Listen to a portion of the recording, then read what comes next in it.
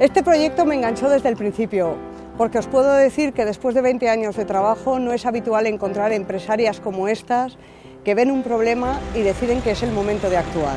Soy María José Tris Ainoza y soy de SZ Motor. Me llamo Susana Quiles, de la oficina de Tutor y Quiles, de la oficina de Mafre, de la calle Miguel Servet.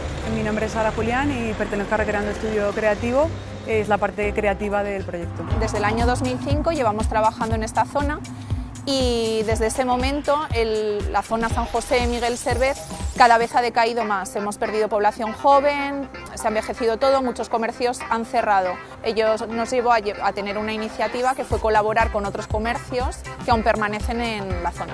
Surgió la oportunidad de hacer una colaboración entre empresas y pensamos que en la zona era ideal para dinamizarla y nos encontramos felices de poderlo haber hecho, porque es una repercusión directa en la calle, una conveniencia para todos y porque ante todo queremos que ese bien común se vaya quedando reflejando en la zona.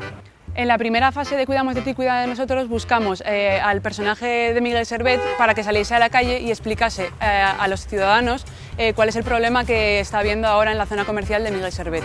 Pues hemos venido aquí a la zona de Miguel Servet porque tenemos que fomentar los pequeños negocios, que son los que realmente dan la salud a un barrio. Entonces, tuvo bastante éxito y fue lo que nos dio fuerza para poder desarrollar las siguientes fases del proyecto. Estamos súper felices de que ha fluido todo bien con nosotras, hemos avanzado bien en el proyecto, hemos tenido unas guías fabulosas también y hemos llegado aquí de manera que nos sentimos felices y con ganas de ganar el primer premio.